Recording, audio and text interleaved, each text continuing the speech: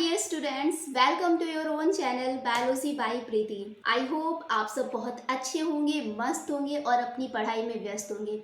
Guys, जैसा कि last lecture में हमने अमाइनो एसिड्स और प्रोटीन को बहुत ही डिटेल में समझा था, तो गाइस उसी तरीके से आज की क्लास आपकी बहुत ज़्यादा इंटरेस्टिंग होने वाली है और साथ ही साथ मीठी होने वाली है, क्योंकि आज की क्लास में हम पढ़ने वाले हैं carbohydrate means different types of sugar. तो गाइस आज की क्लास में हम बहुत सारी शुगर्स के बारे में पढ़ने वाले हैं, तो क्लास ये मीठी होने वाली है और क्लास को पूरा लास्ट तक देखिएगा, एंजॉय करिएगा और एक एक इम्पॉर्टेंट पॉइंट को साथ में नोट डाउन करते चलिएगा। So let's we start now guys. Question is that what are carbohydrate. तो देखिए, जैसा कि आप बचपन से आपने पढ़ा है कि जो कार्बोहाइड्रेट्स होते हैं guys, these are the chief source of energy. मतलब कि सबसे ज़्यादा एनर्जी किससे मिलती है? कार्बोहाइड्रेट से मिलती है। सबसे ज़्यादा एनर्जी कौन प्रोवाइड कराते हैं? कार्बोहाइड्रेट। आपको इंस्टेंट एनर्जी चाहिए, आप क्या पीते हो? ग्लूकॉन डी पीते हो। उसमें क्या होता है? Glucose means carbohydrate. तो गाइस इसे हम बहुत ही डिटेल में समझने वाले हैं। तो देखिए, कार्बोहाइड्रेट, पहले तो इसका मतलब समझ लेते हैं। कार्बोहाइड्रेट किससे मिलके बना है? कार्बन और हाइड्रेट। मतलब कि जो कार्बोहाइड्रेट होते हैं ये हाइड्रेट्स ऑफ कार्बन होते हैं। क्या होते हैं गाइस? Hydrates of carbon. जैसे कि जितना कार्बन होगा बेटा उतना ही वाटर मॉलिक्यूल होगा। मतलब जितना कार्बन उतना ही वाटर मॉलिक्यूल। तो that's why carbohydrates are hydrates of carbon. अब क्या है, इसका कुछ जनरल सा इंट्रोडक्शन देख लेते हैं। तो देखिए, इनका जो कार्बोहाइड्रेट होते हैं, एज यू नो दैट कि इनका जनरल फॉर्मूला क्या होता है? CnH2ON। मतलब कि जितना कार्बन उतना ही वाटर मॉलिक्यूल। तो हम कह सकते हैं कि इसे हम कैसे लिख सकते हैं? CH2O। तो ये जितना कार्बन उतना ही वाटर मॉलिक्यूल, ठीक है। They are composed of carbon, hydrogen, oxygen in the ratio 1:1। ठीक है, जितने भी कार्बोहाइड्रेट्स होंगे उनका जो रेशियो होगा गाइस वो क्या होगा? 1:1। मतलब कि कार्बन, हाइड्रोजन और ऑक्सीजन का रेशियो क्या होगा? 1:1 का होगा। Next point is all carbohydrates contain at least one chiral carbon, so they are optically active. अब देखिए, ऑप्टिकली एक्टिव क्या होते हैं और कायरल कार्बन क्या होता है, ये मैंने आपको अमाइनो एसिड और प्रोटीन जब पढ़ा रही थी मैंने आपको बहुत डिटेल में बताया था। अगर आपने वो लेक्चर नहीं देखा है तो आप जाके उसे देख सकते हैं। तो समझते हैं कि बेटा जो कायरल कार्बन होता है, कायरल कार्बन ऐसा कार्बन होता है जिसकी जो कार्बन होता है उसकी कितनी वैलेंसी होती है गाइस? 4 वैलेंसी होती हैं। तो ऐसा कार्बन जिसकी चारों valency different type of group से फुलफिल हो। मतलब कि ऐसा कार्बन जिसकी चारों valency different type of group से फुलफिल हो, तो उसे हम क्या कहेंगे? Chiral carbon. ऐसे मॉलिक्यूल जिनमें क्या होता है? कायरल कार्बन होता है, वो क्या होते हैं? ऑप्टिकली एक्टिव होते हैं। ठीक है, तो that's why carbohydrates are optically active. Now next point is carbohydrates are derivatives of polyhydroxy aldehyde और पॉलीहाइड्रोक्सी कीटोन। अब बेटा इसका मतलब क्या है समझते हैं कि जो कार्बोहाइड्रेट्स होते हैं मतलब ये क्या होते हैं? पॉलीहाइड्रोक्सी ऑफ एल्डिहाइड और पॉलीहाइड्रोक्सी ऑफ कीटोन होते हैं। मतलब कि कोई भी कार्बोहाइड्रेट तभी कार्बोहाइड्रेट होगा जब उसमें एट लीस्ट एक CHO हो या फिर एक कीटोन ग्रुप हो और उसके क्या है? हाइड्रोक्सिल ग्रुप 2 से ज़्यादा होना चाहिए। मतलब कि तभी तो क्या बोल रहे हैं? पॉली, है ना। मतलब कि जो हाइड्रोक्सिल ग्रुप है OH जो है वो कितना होना चाहिए? मोर देन 2 होना चाहिए बेटा। कितना? More than 2। तभी कोई भी मॉलिक्यूल तभी कार्बोहाइड्रेट हो सकता है जब उसमें हाइड्रोक्सिल ग्रुप मतलब OH ग्रुप 2 से ज़्यादा हो। ठीक है, जो इस क्राइटेरिया को फॉलो करेंगे वो ही क्या होंगे? वो आपके कार्बोहाइड्रेट होंगे। फॉर एग्जाम्पल मैं आपको एक एक्सेप्शन बताती हूँ कि जो हमारा एसिटिक एसिड होता है गाइस, CH3COOH। तो देखिए इसमें कार्बन कितना है? 1 2। ठीक है, तो 2 कार्बन। हाइड्रोजन गाइस कितना है? 4। तो ये 4 कार्बन। ऑक्सीजन कितना है? 2। तो ये 2 कार्बन। तो क्या इसे हम कार्बोहाइड्रेट कह सकते हैं? बिल्कुल नहीं। क्यों बेटा? जो एसिटिक एसिड है ये कार्बन हाइड्रोजन ऑक्सीजन के रेशियो को तो फुलफिल कर रहा है, लेकिन गाइस जो इसमें हाइड्रोक्सिल ग्रुप है वो 2 से ज़्यादा है ही नहीं। कितना है, आप कितना देख रहे हो बेटा, एक ही तो देख रहे हो। तो ये क्या हाइड्रोक्सिल ग्रुप की क्राइटेरिया को फुलफिल कर रहा है? बिल्कुल नहीं। तो दैट्स वाई हम कह सकते हैं कि जो एसिटिक एसिड होता है बेटा ये कार्बोहाइड्रेट नहीं होता है, ठीक है। तो ये एक एक्सेप्शन में है कि हालांकि ये कार्बन हाइड्रोजन ऑक्सीजन की क्राइटेरिया को तो फुलफिल करता है, ठीक है, इनके रेशियो को फुलफिल कर रहा है कि इनका रेशियो कितना होना चाहिए 1:1 का। बट बेटा ये जो है ये हाइड्रोक्सिल की क्राइटेरिया को फुलफिल नहीं कर पा रहे हैं, मतलब कि इनमें हाइड्रोक्सिल कितने होने चाहिए, मोर देन 2, ठीक है। तो ये आपका कुछ एक्सेप्शन में आता है, तो ये भी आप जान लीजिए। नाउ नेक्स्ट बेटा अब हम समझते हैं इसके क्लासिफिकेशन ऑफ कार्बोहाइड्रेट। कार्बोहाइड्रेट को किस बेसिस पे क्लासीफाई किया गया है उसकी कुछ क्लासेस हम देख लेते हैं। तो देखिए guys, on the basis of sugar residue, मतलब कि जो शुगर रेजिड्यू है वो कितना है उसकी बेसिस पे कार्बोहाइड्रेट को 4 कैटेगरीज में डिवाइड किया गया है। कितनी? 4 कैटेगराइज में। देखिए सैकेराइड मतलब क्या होता है गाइस, शुगर होता है। तो सैकेराइड्स मतलब शुगर। अगर बेटा ऐसा कार्बोहाइड्रेट जिसमें सैकेराइड का नंबर कितना है 1 है तो उसे हम क्या कहेंगे, मोनोसैकेराइड कहेंगे। वहीं अगर शुगर का रेजिड्यू बेटा 2 है तो उसे हम बोलेंगे डाइसैकेराइड। डाई मतलब 2, मोनो मतलब 1, ठीक है। अगर शुगर रेजिड्यू 1 है तो मोनोसैकेराइड, अगर शुगर रेजिड्यू 2 है तो उसे हम बोलेंगे डाइसैकेराइड, ठीक। नाउ यही बेटा अगर शुगर रेजिड्यू 3 to 10 है तो उसे हम बोलेंगे ऑलिगोसैकेराइड।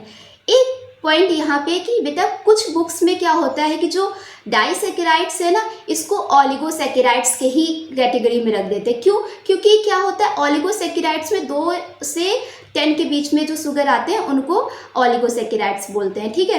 तो कई जगह कई बुक्स में आपको ऑलिगोसैकेराइड्स के साथ ही आपको डाइसैकेराइड मिलेगा और कुछ बुक्स में आपको डाइसैकेराइड अलग मिलेगा और ऑलिगोसैकेराइड आपको 3 to 10 शुगर्स वाले में मिलेगा, ठीक है। तो ये आप इससे कंफ्यूज मत होइएगा। ये जो डाइसैकेराइड्स है इसे ऑलिगोसैकेराइड में भी रख सकते हैं और एज वेल एज इसको अलग भी सिर्फ डाइसैकेराइड में भी रख सकते हैं, ठीक है। तो कंफ्यूज मत होइएगा। नेक्स्ट इज बेटा पॉलीसैकेराइड। अब देखिए पॉली मीन्स मैनी, ठीक है। जब 10 से ज़्यादा शुगर रेजिड्यू प्रेजेंट होंगे तो उसे हम बोलेंगे बेटा पॉलीसैकेराइड्स, ठीक है। अब बेटा इसमें आएंगे क्या आपके, जैसे कि ग्लूकोज, फ्रक्टोज एंड गैलेक्टोज। जो मोनोसैकेराइड्स होते हैं गाइस ये सबसे सिंपलेस्ट शुगर होती है क्योंकि ये क्या होती है सिर्फ सिंगल शुगर रेजिड्यू से ही मिलके बनी होती है। तो ये आपके कुछ मोनोसैकेराइड्स हो गए। अब डाइसैकेराइड्स जो होते हैं बेटा ये क्या होते हैं, जब 2 शुगर रेजिड्यू आपस में जुड़ते हैं, अब जब जुड़ेंगे तो क्या होगा उसमें ग्लाइकोसिडिक बॉन्ड बनेगा, ठीक है। ग्लाइकोसिडिक बॉन्ड बनने के कारण ही शुगर रेजिड्यू आपस में जुड़ते हैं, ठीक। तो इसमें क्या आ जाएगा बेटा आपका सुक्रोज, लैक्टोज एंड माल्टोज। जो गाइस सुक्रोज होती है ये जो आपके घर में नॉर्मल शुगर यूज होती है टेबल शुगर, तो ये सुक्रोज होती है। तो इसे हम बोल सकते हैं this is a table sugar. क्या है ये? टेबल शुगर, ठीक है। और लैक्टोज क्या होती है गाइस? जो लैक्टोज शुगर होती है एज यू नो दैट कि जो लैक्टोज होता है वो किस में पाया जाता है? मिल्क में पाया जाता है। तो दैट्स वाई हम लैक्टोज को क्या कह सकते हैं? मिल्क शुगर, ठीक है। क्या कह सकते हैं इसे हम? Milk sugar. क्या कह देंगे इसे हम? Milk sugar. और माल्ट शुगर, ठीक है, जो माल्टोज होता है, माल्टोज में कौन सी शुगर होती है? माल्टोज शुगर होती है, ठीक है। तो इसे हम कह सकते हैं माल्ट शुगर, ठीक। ये सारा कुछ इतना आपको क्लियर हो रहा होगा, ठीक। Now next class is oligosaccharides. इसमें क्या आ जाएगा? अगर 3 से 10 शुगर रेजिड्यू है तो रैफिनोज और स्टैक्योज। इसके कुछ एग्जाम्पल है, क्या होंगे? रैफिनोज और स्टैक्योज। यही अगर पॉलीसैकेराइड है तो मतलब मोर देन 10 है, ठीक है। तो इसमें आ जाएगा गाइज आपका स्टार्च, ग्लाइकोजन और सेल्यूलोज, ठीक। अब बेटा क्या है, इनको हम बारी बारी से इनकी एक एक क्लास को हम अच्छे से डिस्कस करेंगे, ठीक है। Now comes to monosaccharide. अब मोनोसेकेराइड क्या होते हैं कि मोनोसेकेराइड मतलब मोनो मतलब सिंगल। मैंने आपको बताया कि जो मोनोसेकेराइड्स होते हैं सिंगल शुगर रेजिड्यू से मिलके बने होते हैं। और ये क्या होती है बेटा, सिंपलेस्ट शुगर होती है। क्या होती है, सिंपलेस्ट शुगर होती है, ठीक है। और ये क्या होती है, स्वीट इन टेस्ट होती है, ठीक है। क्या होती है, स्वीट इन टेस्ट होती हैं। They can not be broken down to simple substance on hydrolysis. मतलब कि जो आपकी मोनोसेकेराइड्स होंगी इनको क्या है, हम फर्दर हम हाइड्रोलाइज नहीं कर सकते, ठीक है। वाटर के साथ मिला के इनको हम फर्दर हम इनको हाइड्रोलिसिस नहीं करा सकते, ब्रेक डाउन नहीं करा सकते, ठीक है। और ये क्या होती है बेटा, सारी की सारी क्या होती है, रिड्यूसिंग शुगर होती है। All monosaccharides are reducing sugar, ठीक है। रिड्यूसिंग शुगर मतलब क्या, इनमें क्या होता है आपका कि अब देखिए ब्रो, ये जो मोनोसेकेराइड्स होती है ये क्या है, इनको ब्रेक डाउन करने पे ये क्या है, हमें मोनोसेकेराइड्स होती हैं इनको हाइड्रोलिसिस करने के बाद ये ब्रेक डाउन नहीं होती। अगर बेटा बात करें इन रेस्पिरेशन, ठीक है, इन रेस्पिरेशन, ठीक है। तो रेस्पिरेशन में क्या होता है बेटा, जो ग्लूकोज, ये जो भी आपकी मोनोसेकेराइड्स होंगी, ठीक है, किसमें ब्रेक होंगी, ये जो ब्रेक होंगी तो क्या देंगी हमें, CO2 देंगी और वाटर देंगी, ठीक है, और वाटर देंगी। लेकिन ये कुछ अलग शुगर हमें नहीं देंगी। क्यों, क्योंकि भाई ये सिंपल शुगर होती है, सिर्फ एक ही शुगर रेजिड्यू से मिलके बनी होती है, ठीक है।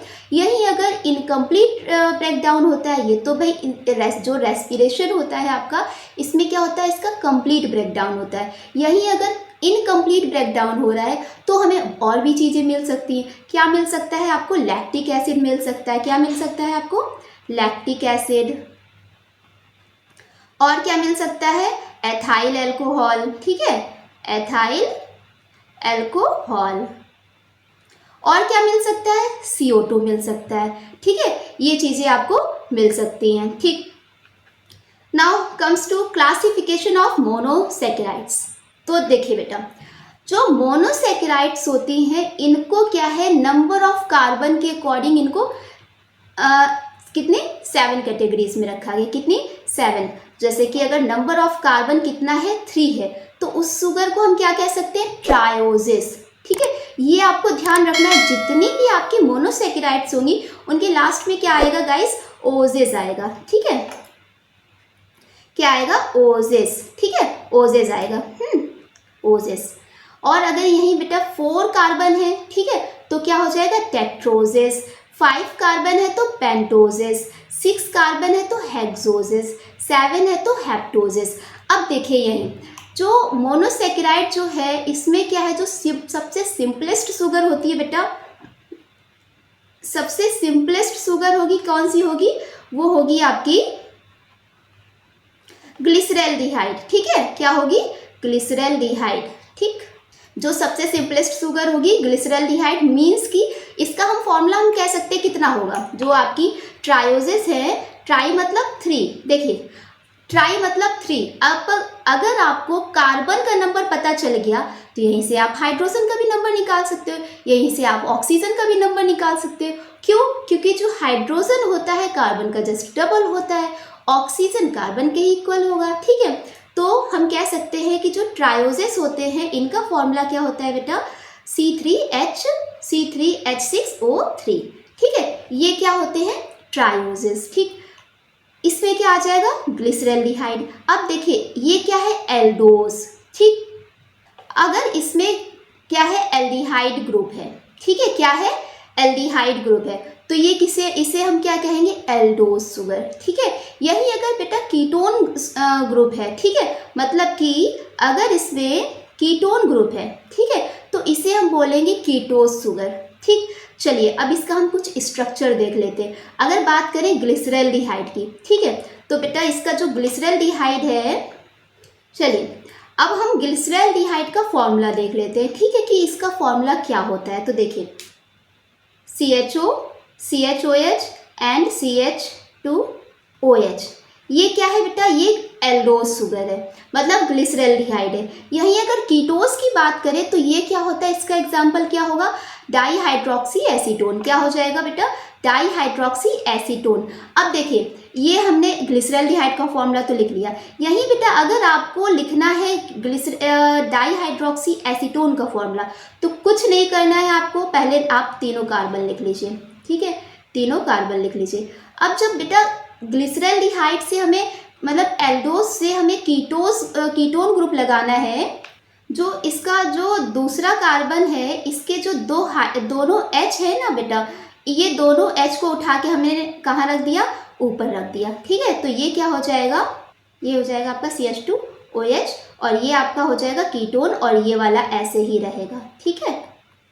तो ये आपका हो जाएगा, ये गाइस हो जाएगा आपका कीटोस, मतलब कीटोस में क्या हो जाएगा, डाईहाइड्रोक्सी एसीटोन, ठीक है। यही अगर टेट्रोस की बात करें तो टेट्रोस में बेटा क्या हो जाएंगे, 4 कार्बन, मतलब इसका फॉर्मूला हम कह सकते हैं क्या हो जाएगा, C4H8 और O4, ठीक है। यही इसका एल्डोज शुगर में जो इसका एग्जाम्पल होगा क्या होगा, इरिथ्रोज, ठीक है। ये किसमें है, अगर CHO ग्रुप पाया जा रहा है, समझ रहे हैं आप बात को, अगर क्या है CHO ग्रुप पाया जा रहा है मतलब एल्डिहाइड ग्रुप है, तो वो क्या होगा, इरिथ्रोज, ठीक है। और यही अगर कीटोन ग्रुप प्रेजेंट है तो उस शुगर को हम बोलेंगे इरिथ्रोलोज, क्या बोलेंगे, इरिथ्रोलोज। और जो ये गाइस इरिथ्रोज है ये ब्लड शुगर होती है, ठीक है, ध्यान रखना है।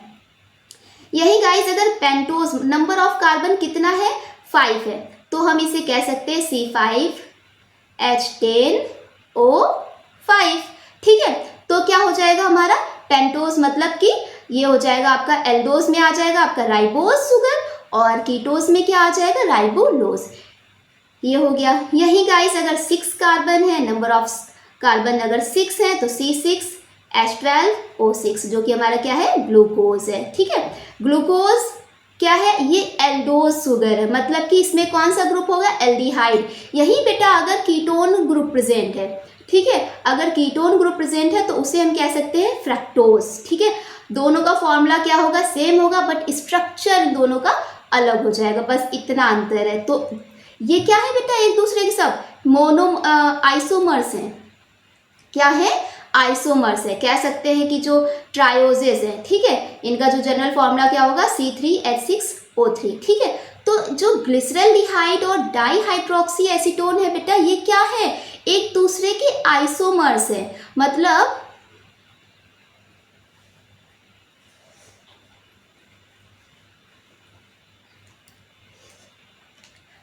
कि इनका जो फॉर्मूला है, ठीक है, मॉलिक्यूलर फॉर्मूला है वो तो सेम होगा, बट इनका स्ट्रक्चर अलग हो जाएगा, तो that's why we call them isomers of each other, ठीक है। तो ये क्या है, एक दूसरे के आइसोमर्स हैं, ठीक। और अगर यही नंबर ऑफ कार्बन कितने हैं बेटा, 7 है, तो हम कह सकते हैं ये हेप्टोज शुगर, ठीक है, क्या हो जाएंगे, हेप्टोजेस। तो ये हो जाएगा आपका ग्लूकोहेप्टोज और सीडोहेप्टुलेस। तो ये कुछ आपके एग्जाम्पल हो गए, ये क्या है, क्लासिफिकेशन हो गया किसका, मोनोसेक्युराइड्स का। नाउ बेटा अब इसके कुछ अलग अलग से हम पढ़ लेते हैं इनको कुछ। पेंटोज शुगर, देखिए पेंटोज शुगर मतलब कि नंबर ऑफ कार्बन 5। अब इसमें एग्जाम्पल आपके आ जाते हैं राइबोज, ठीक है, एल्डिहाइड, जो इसमें क्या है, कौन सा ग्रुप होगा, ये आपका एल्डिहाइड ग्रुप होगा, ठीक है। तो ये क्या है, इसका कुछ मैं स्ट्रक्चर आपको बता देती हूँ, क्योंकि ये आप आगे जब DNA RNA जब पढ़ेंगे तो उसमें आपको थोड़ा ध्यान रहेगा, ठीक। तो देखिए जो राइबोज शुगर होती है इसका स्ट्रक्चर क्या है और डीऑक्सी राइबोज शुगर का स्ट्रक्चर क्या है। तो देखिए जो राइबोज शुगर होती है कितने कार्बन है इसमें, 5 कार्बन है, तो स्ट्रक्चर इनका कैसा बनेगा, इस तरीके से, ठीक है। तो क्या करना है, ये हमारा पहला कार्बन है, ये दूसरा कार्बन है, ये तीसरा कार्बन है, ये 4th कार्बन और ये बेटा ये वाला आपका 5th कार्बन है। मतलब एक जगह हमारा ऑक्सीजन जुड़ गया, ठीक है, बाकी के जो 5वां कार्बन है बेटा ये इधर जुड़ता है, ठीक है। तो क्या है, ये आपका राइबोज शुगर का स्ट्रक्चर है। यही अगर हम डीऑक्सी राइबोज की बात करें तो बेटा पूरा स्ट्रक्चर सेम होता है, बट अंतर कहाँ होता है, दूसरे कार्बन पे, ठीक है। कहाँ पे अंतर होता है, दूसरे कार्बन पे होता है। क्या होता है कि जो आपका बेटा जो दूसरा कार्बन होता है तो ये रिप्लेस हो जाता है, इसका जो एक O है वो रिप्लेस हो जाता है H के द्वारा, ठीक है। तो यहाँ पे सिर्फ क्या रहता है, सिर्फ H ही रहता है। तो इस वजह से जो आपका DNA होता है ना, ये स्टेबल होता है, ठीक है। DNA क्या होता है, स्टेबल होता है, जबकि आपका जो RNA होता है, ठीक है, तो ये क्या होता है, हाईली रिएक्टिव होता है। ये क्या होता है, हाईली रिएक्टिव होता है। जो आपका RNA होता है क्या होता है, हाईली रिएक्टिव होता है, जबकि ये क्या होता है, स्टेबल होता है। यही रीज़न है बेटा कि जो DNA है वो स्टेबल होता है, जबकि RNA होता है वो हाईली रिएक्टिव होता है, ठीक है। तो ये हो गया आपका pentose sugar. Now comes to hexose sugar, मतलब ग्लूकोज, ठीक है, और फ्रैक्टोज, ठीक। तो ग्लूकोज जो होता है आपको पता ही है कि ये क्या होता है, बहुत ही ज़्यादा इम्पॉर्टेंट होता है अगर हमारी बॉडी के साथ साथ क्या है। तो जो गाइस जो ग्लूकोज होता है, तो ये क्या होता है, biologically the most important carbohydrate, ठीक है। जो ग्लूकोज होता है बहुत ही ज़्यादा इम्पॉर्टेंट कार्बोहाइड्रेट होता है। It is the main source of energy for the living being. It participates in all biological reactions. मतलब कि जो ग्लूकोज है ये लिविंग बींग्स में जितनी मतलब मेन सोर्स ऑफ एनर्जी का जो है वो क्या है, वो ग्लूकोज है। हमारी बॉडी में जो भी हम खाना खाते हैं उसका ब्रेक डाउन होता है तो हमें मिलता क्या है, ग्लूकोज ही तो मिलता है। हमें एनर्जी कौन देता है, फिर ग्लूकोज से ही तो मिलती है, ठीक है। तभी तो अगर आपको डिहाइड्रेशन हो जाता है, आप अगर वीक हो जाते हो तो बॉटल चढ़ती तो आपको ग्लूकोज ही तो दिया जाता है बाद में, ठीक है। तो ये हो गया, और ये क्या है, बहुत सी बायोलॉजिकल रिएक्शंस में पार्टिसिपेट करता है, ठीक है। चलिए अब इसका स्ट्रक्चर देख लेते हैं गाइस। तो इसका रिंग स्ट्रक्चर की बात करें तो ये हमारा पहला कार्बन हो गया, ये दूसरा कार्बन हो गया, ये तीसरा कार्बन, ये चौथा कार्बन, और ये पांचवा, और ये छठा कार्बन, ठीक है। तो ये क्या है, ये 6 कार्बन। 6 कार्बन आपका कहाँ जुड़ता है, यहाँ जुड़ता है, ठीक है। तो ये हो गया आपका रिंग स्ट्रक्चर। यही अगर स्ट्रेट चेन इसका जो लीनियर स्ट्रक्चर है वो क्या है वो देखते हैं। देखिए इसको आप ऐसे भी लिख सकते हो, सिंपली CHO है, सबसे पहले आप एल्डिहाइड ग्रुप लिख दो, ठीक है। फिर इसके बाद 6 कार्बन लिख लो, ठीक।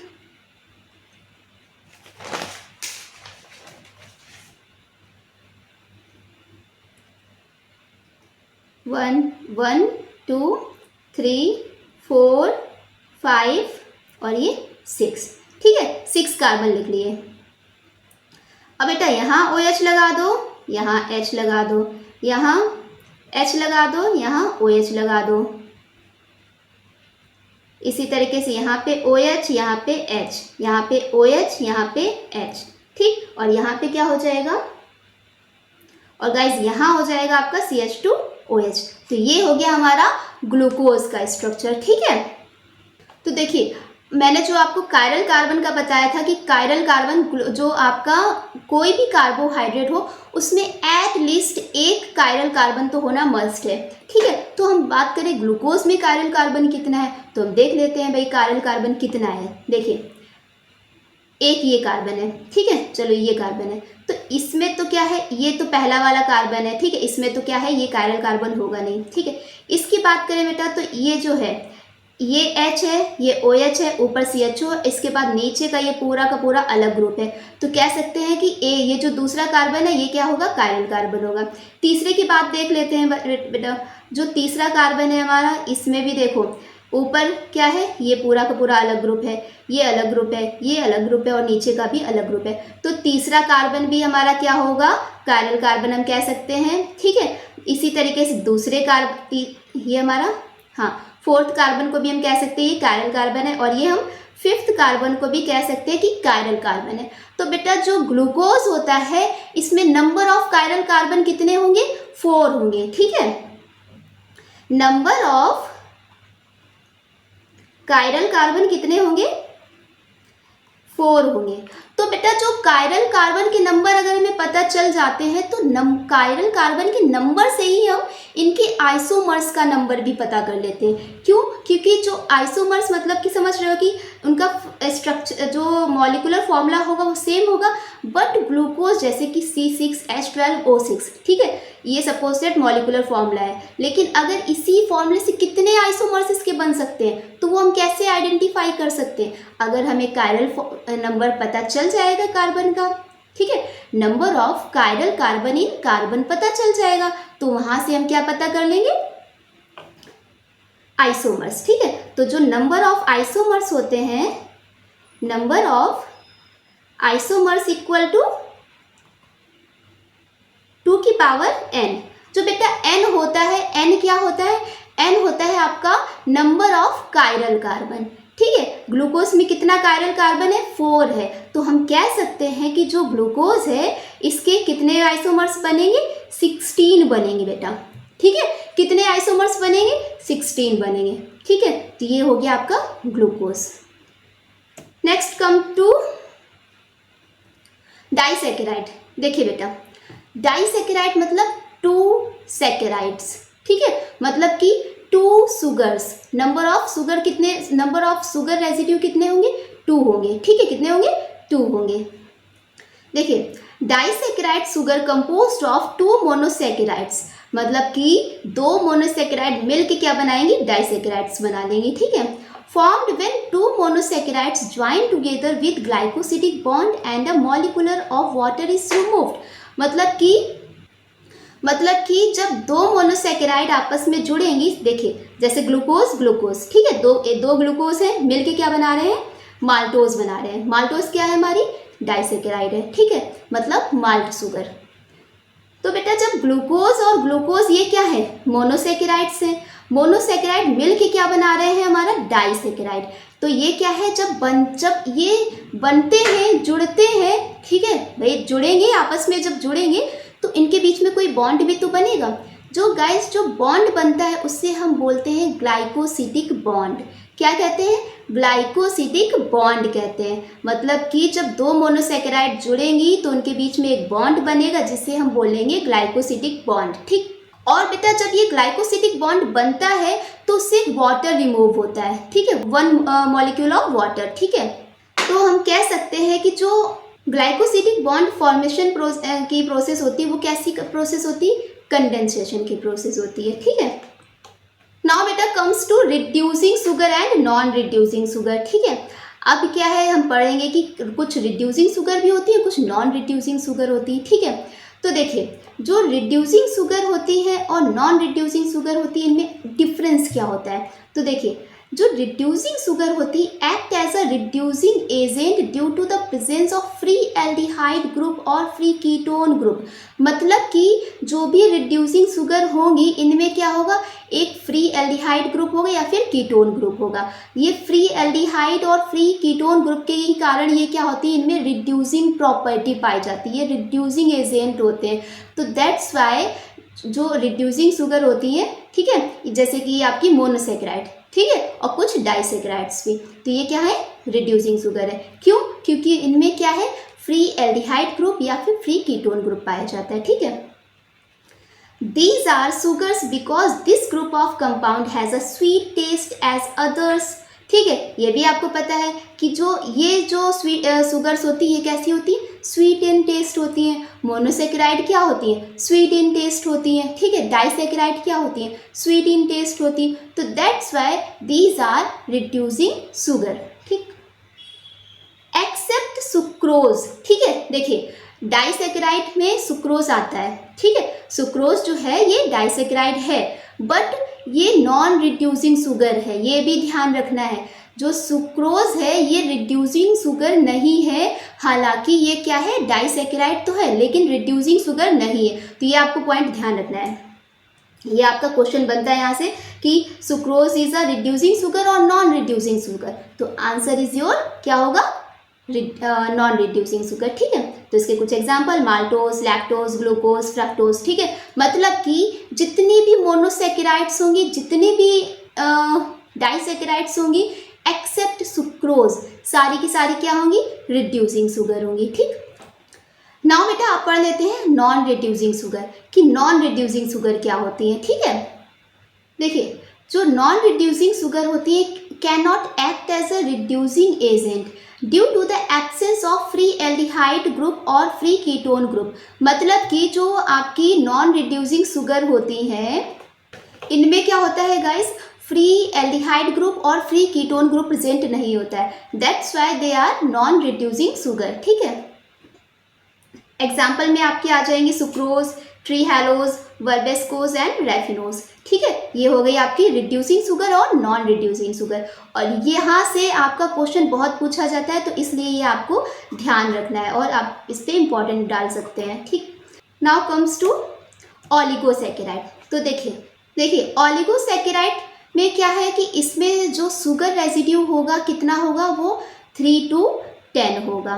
ठीक है, शुगर रेसिड्यू कितना होगा, 3 to 10 होगा। जैसे कि ट्राइसैकेराइड्स, टेट्रासैकेराइड्स और पेंटासैकेराइड। ठीक है, तो ये हो जाएगा आपका एग्जाम्पल में क्या हो जाएगा आपका रेफिनोज, स्टैकियोज एंड वर्बेस्कोज। ठीक है, तो ये क्या है आपके क्या होंगे, ऑलिगोसैकेराइड्स होंगे। तो इनमें जो शुगर रेसिड्यू होगा वो क्या होगा, कितना होगा, 3 to 10 होगा। ठीक है, तो ये उसके आपके कुछ ऑलिगोसैकेराइड्स के एग्जाम्पल। और बेटा जो ये इसमें जो रेफिनोज है, स्टैटिकोज है और वर्बेस्कोज है, ये तीनों किस में प्रेजेंट होते हैं, ये आपके फ्लोएम में प्रेजेंट होते हैं। और ये गाइस जो रेफिनोज, स्टैटिकोज और वर्बेस्कोज है, ठीक है, ये किस में प्रेजेंट होते हैं, ये तीनों किस में प्रेजेंट होंगे, फ्लोएम में प्रेजेंट होंगे।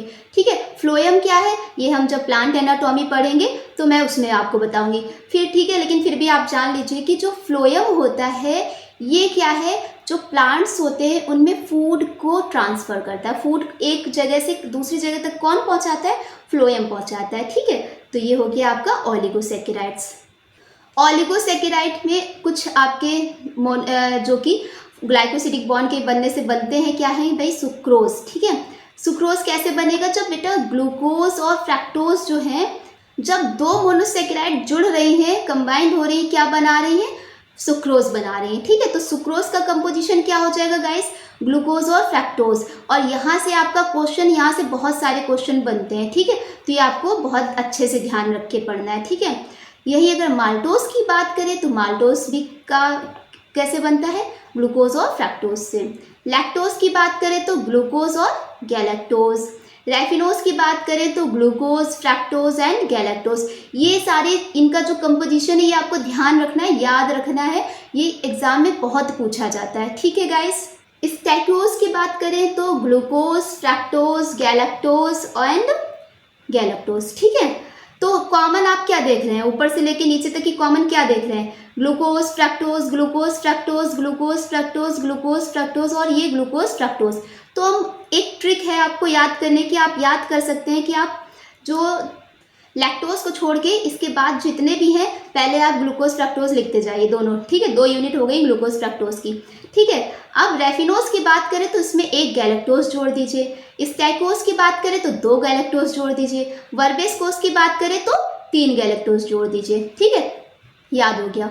इस तरीके से आप याद कर सकते हैं इनका जो भी कंपोजिशन है। ठीक है, आई थिंक ये आपको अच्छे से याद हो जाएगा। Now comes to formation of glycosidic bond. अब देखिए बेटा, कोई भी डाइसैकेराइड या फिर ट्राइसैकेराइड या फिर आपकी पॉलीसैकेराइड, ऑलिगोसैकेराइड ये बनेंगी तो कैसे बनेंगी, बीच में भाई ग्लाइकोसिडिक बॉन्ड बनेगा। मैंने अभी आपको बताया कि जो ग्लाइकोसिडिक बॉन्ड बनने के ही कारण क्या है, 2 मोनोसैकेराइड जुड़ पाती हैं। 2 मोनोसैकेराइड कब जुड़ेंगे, उनके बीच में जब बॉन्डिंग होगी, जो बॉन्ड बनता है उसे हम क्या कहते हैं, ग्लाइकोसिडिक बॉन्ड कहते हैं। ठीक है, और ये बेटा जो ग्लाइकोसिडिक बॉन्ड होते हैं, ये प्रोसेस जो होती है, इस प्रोसेस को हम क्या कहते हैं, फॉर्मेशन ऑफ ग्लाइकोसिडिक बॉन्ड की जो प्रोसेस होती है इससे हम कहते हैं कंडेंसेशन की प्रोसेस। मतलब कि इसमें वाटर रिमूव हो रहा है। ठीक है, तो देखिए एक मोनोसैकेराइड ये है, एक मोनोसैकेराइड ये है। ठीक है, ये ग्लूकोज है। ठीक है, तो क्या है, जब इनके बीच में बॉन्ड बनेगा, ठीक है, तो क्या होता है बेटा, एक H, एक ये H यहाँ से और एक ये पूरा OH यहाँ से। ठीक है, ये दोनों निकल गए, इन्होंने क्या बना लिया, वाटर बना लिया। अब क्या कितना बचा, ये यही तो O बचा है सिर्फ। ठीक है, ये क्या बचा, सिर्फ O बचा। तो ये O जो है यही, ये क्या बना लिया, बॉन्ड बना लिया, इसे ही हम कहते हैं ग्लाइकोसिडिक बॉन्ड। मतलब कि जो पहला शुगर है, ठीक है, जो पहला शुगर है उसके पहले कार्बन से जो H जुड़ा है, OH जुड़ा है, उसका एक H या फिर पूरा OH, ठीक है। वही जो हमारा दूसरा शुगर रेजिड्यू है, ठीक है, तो उसके फोर्थ कार्बन से या तो पूरा OH आ जाएगा या तो सिर्फ एक H आएगा, ठीक है। तो ये मिलके क्या बना लेते हैं, वाटर बना लेते हैं। जो वाटर बना लेते हैं और यहाँ पे क्या एक बन जाता है, बॉन्ड बन जाता है। तो इसे क्या बात कहते हैं, ग्लाइकोसिडिक बॉन्ड। क्या कहेंगे, ग्लाइकोसिडिक बॉन्ड। ये जो ग्लाइकोसिडिक बॉन्ड फॉर्मेशन ये क्या है, ये कंडेंसेशन की प्रोसेस है, ठीक है। तो कह सकते हैं कि जो दो ग्लूकोज मिलके क्या बना लेते हैं, माल्टोज बना लेते हैं, ठीक है। तो ये हो गया आपका formation of glycosidic bond. Now comes to बेटा पॉलीसेकेराइड। पॉली मतलब मोर देन 10, ठीक है, पॉली मतलब more than 10। Long chain of repeating units of monosaccharides linked together by glycosidic bond. मतलब कि मोनोसेकेराइड्स के बहुत सारे मोनोमर्स जुड़ते गए, ठीक है, और एक क्या, एक लंबी सी चेन बना ली, तो उसे हम कह सकते हैं ये क्या है, हमारा पॉलीसेकेराइड है। क्या होगा, हमारा पॉलीसेकेराइड होगा, ठीक है। जैसे कि glucose units give rise to starch and glycogen. मतलब कि ग्लूकोज के बहुत सारे मोनोमर्स जुड़ते जाते हैं और क्या बना लेते हैं, स्टार्च बना लेंगे और ग्लाइकोजन बना लेंगे, ठीक है। तो ये हो गया आपका। अब बेटा देखते हैं पॉलीसेकेराइड का क्लासिफिकेशन, ठीक है। तो देखिए जो पॉलीसेकेराइड है इसको 2 कैटेगरीज में डिवाइड किया गया है, होमोपॉलीसेकेराइड एंड हेट्रोपॉलीसेकेराइड। होमो मतलब सेम, हेट्रो मतलब डिफरेंट। अगर जो शुगर है, ठीक, जो शुगर रेजिड्यू है, अगर सेम शुगर रेजिड्यू जुड़ रहे हैं तो उसे हम कह सकते हैं होमोपॉलीसेकेराइड्स, ठीक है। तो जैसे कि cellulose, starch, glycogen, chitin and inulin, ठीक है। तो ये क्या है, ये किस में आएंगे, आपके होमोपॉलीसेकेराइड्स में। मतलब कि जो सेलुलोज है तो ये किससे मिलके बनेगा, आपके मोनोसेकेराइड है, जुड़ती जा रही है, सिर्फ सेम शुगर जुड़ेगी, ठीक है। ये नहीं कि अलग अलग डिफरेंट टाइप की शुगर्स जुड़ जाएंगे, सेम शुगर रेजिड्यू जुड़ेगा तो मिलके क्या बना लेगा, होमोपॉलीसेकेराइड। यही गाइस अगर डिफरेंट यूनिट्स जुड़ रही है, ठीक है, तो क्या बनाएंगे, हेट्रोपॉलीसेकेराइड्स बनाएंगे। एग्जाम्पल में आपका आ जाएगा pectin, heparin, hyaluronic acid and keratin sulphate. अब देखिए जो सेलुलोज होता है गाइस, ये क्या होता है, constitutes of the supporting tissue of plant. जो भी आपके प्लांट्स होते हैं ना, इनमें क्या होता है, सपोर्टिंग टिश्यू बनाते हैं, कॉन्स्टिट्यूएंट्स ऑफ सपोर्टिंग टिश्यू, ठीक है। मतलब कि उसको सपोर्ट करता है, जितने भी प्लांट्स होते हैं क्या प्रेजेंट होता है, सेलुलोज, तो उसमें बहुत ज़्यादा होता है, ठीक है। वही बात करें स्टार्च की, तो स्टार्च क्या होता है, ये जो प्लांट्स होते हैं इनमें रिजर्व फूड होता है, स्टोर्ड फूड मटेरियल होता है, ठीक है। और ग्लाइकोजन की बात करें गाइस, तो जो ग्लाइकोजन है ये जो एनिमल्स होते हैं उनमें जो स्टोरेज फूड होता है, हम लोग में जो फूड स्टोर होता है वो किस फॉर्म में स्टोर होता है, वो ग्लाइकोजन के ही फॉर्म में स्टोर होता है, ठीक है। तो ये हमारा ग्लाइकोजन हो गया, ठीक। काइटिन की बात करें तो बेटा जो काइटिन होता है ये क्या है, काइटिन इज द, जो गाइस काइटिन होता है ये क्या है, ये किस में पाया जाता है, ये आपकी फंगल की जो फंगस होती है उसकी सेल बॉडी में पाया जाता है, स्केलेटन में पाया जाता है। यही अगर बात करें जो आपके आर्थ्रोपोड्स होते हैं, आर्थ्रोपोड्स बोले तो इंसेक्ट, जितने भी इंसेक्ट होते हैं, जितने भी जो भी आर्थ्रोपोड्स होते हैं, तो उनका जो स्ट्रक्चर बना होता है वो किससे मिलके बना होता है, वो काइटिन से बना होता है, ठीक है। जैसे आपने कॉकरोच वगैरह को पकड़ा होगा, देखा होगा, तो कैसा होता है पंख उसका, ठीक है, टूट जाता है, वो किसका बना होता है, वो काइटिन का बना होता है, ठीक है। फंगस जो होता है तो उसकी जो बॉडी बनी होती है किसकी बनी होती है, काइटिन की बनी होती है, ठीक है। और काइटिन के जो मोनोमर्स होंगे वो क्या होंगे, ये हो जाएगा आपका नैग, ठीक है। जो काइटिन है कैसे बनता है, बहुत सारे नैग मॉलिक्यूल जुड़ते जाते हैं और क्या बना लेते हैं, लंबी सी चेन बना लेते हैं, जिसे बोलते हैं काइटिन, ठीक है। तो NAG stands for N acetyl glucosamine, ठीक है। मतलब कि जो नैग है इसका फुल फॉर्म क्या होगा, एन एसिटाइल ग्लूकोसामाइन, ये आपको ध्यान रखना है। यही गाइस अगर इनुलिन की बात करें, ठीक है, तो इनुलिन जो है इसका जो मोनोमर होगा वो क्या होगा, ठीक है, इसका मोनोमर होगा फ्रक्टोज। ठीक है, क्या होगा? फ्रक्टोज मोनोमर होगा इसका। चलिए हेट्रोपॉलीसेकेराइड देख लेते हैं। पैक्टिन, हिपैरिन, हाइलुरोनिक एसिड और केराटिन सल्फेट। ठीक है, ये हो गए। और यही अगर बात करें हिपैरिन, ये हमारी एंटीकोगुलेंट होता है। हाइलुरोनिक एसिड की बात करें तो ये जो होता है बेटा बहुत ही ज़्यादा इम्पॉर्टेंट होता है, और साथ ही साथ ये क्या होता है इस टाइम कॉस्मेटिक्स में भी बहुत ज़्यादा ही यूज़ किया जा रहा है। आपने देखा होगा जो भी एक्ट्रेसेस होती हैं, ठीक है, फिल्म इंडस्ट्री में जब आती हैं तो कुछ अलग होती हैं, लेकिन इसके बाद कुछ टाइम बाद क्या होता है उनका हुलिया ही चेंज हो जाता है। मतलब उनके अगर गाल पिचके होंगे तो क्या है, हाइलुरोनिक एसिड फिल करा के थोड़ा फूले हुए हो जाते हैं। लिप्स अगर पतले हैं, फूले हुए चाहिए तो हाइलुरोनिक एसिड फिल करा लो। ठीक है, तो ये कॉस्मेटिक्स में भी बहुत यूज़ होता है। दूसरी बात कि ये जो हमारी बोन्स होती है, हमारी बॉडी में बहुत ज़्यादा ही हाइलुरोनिक एसिड प्रेजेंट होता है। जो बोन्स होते हैं, इनके जो जॉइंट्स होते हैं, इनमें भी क्या प्रेजेंट होता है, हाइलुरोनिक एसिड प्रेजेंट होता है। ठीक, चलिए ये हो गया आपका पॉलीसेकेराइड। नाउ कम्स टू, अब देखिए जो पॉलीसेकेराइड है ये बेसिक फंक्शन के अकॉर्डिंग इनको दो में डिवाइड किया गया है। एक तो गाइस हो गया स्टोरेज पॉलीसेकेराइड, एक हो गया स्ट्रक्चर पॉलीसेकेराइड। मतलब कि ऐसे पॉलीसेकेराइड जो स्टोरेज का काम करते हैं। ठीक है, ऐसे पॉलीसेकेराइड जो स्टोरेज का काम कर रहे हैं वो आपके स्टोरेज पॉलीसेकेराइड्स होंगे। ठीक है, जैसे कि और ये जो होते हैं गाइस ये polymers of alpha D glucose. ठीक है, किसके पॉलीमर्स होते हैं, अल्फा डी ग्लूकोज के पॉलीमर्स होते हैं। जैसे कि आपका हो जाएगा स्टार्च, सेलुलोज और ग्लाइकोजन। ठीक, जैसे कि मैंने आपको अभी बताया था कि जो स्टार्च और सेलुलोज होते हैं ये दोनों के दोनों क्या है, ये reserve food material in plants. ठीक है, जो प्लांट्स होते हैं, प्लांट्स में जो रिजर्व फूड मटेरियल होता है वो क्या होता है, स्टार्च और सेलुलोज होता है। यही गाइस अगर बात करें ग्लाइकोजन की, ठीक है, तो जो ग्लाइकोजन है ये एनिमल में स्टोर्ड फूड मटेरियल होता है। ठीक है, तो ये स्टोरेज की बेसिस पे हो गया। यही अगर स्ट्रक्चर की बात करें तो सेलुलोज और काइटिन। ठीक है, सेलुलोज जो होता है ये पॉलीसेकेराइड्स ऑफ ग्लूकोज होता है। जो प्लांट्स होते हैं, प्लांट्स की सेल वॉल किसकी बनी होती है, सेलुलोज की बनी होती है। ठीक है, तो ये स्ट्रक्चरल पॉलीसेकेराइड्स हो गए, भाई स्ट्रक्चर बना रहे हैं। ठीक है, और जो काइटिन हो गए, ठीक है, काइटिन जो होते हैं ये किसके पॉलीसेकेराइड्स होते हैं, नैग के होते हैं। और ये किसमें पाए जाते हैं, फंगल सेलुलोज होता है। ठीक है, इसको हम कह सकते हैं फंगल सेलुलोज होता है। और ये जो है ये फंगल और इंसेक्ट मतलब आर्थ्रोपोड्स का स्केलेटन बनाते हैं।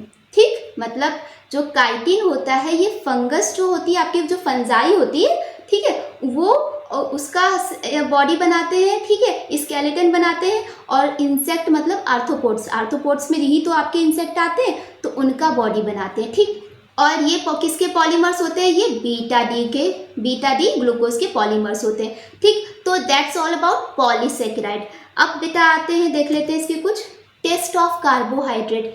देखिए आपसे कभी कभी क्वेश्चन पूछ दिया जाता है कि कार्बोहाइड्रेट को हम कैसे टेस्ट, मतलब कोई भी हमें कोई सॉल्यूशन दे दिया गया तो उसमें हम कैसे आइडेंटिफाई करेंगे कि इसमें दिया हुआ सब्सटेंस जो है वो कार्बोहाइड्रेट है। तो उसके लिए कुछ टेस्ट होते हैं। ठीक है, तो वो भी आपको ध्यान रखने हैं। जैसे कि फर्स्ट हमारा क्या है, मॉलिस टेस्ट। ठीक है, और ये क्या है कि almost all carbohydrate give this test. जितने भी कार्बोहाइड्रेट्स होते हैं ये टेस्ट देते हैं। ठीक है, इसमें क्या होता है कि guys in this test when given carbohydrate is treated with concentrated sulphuric acid and appearance of reddish blue और violet colour ring at the junction of two solution.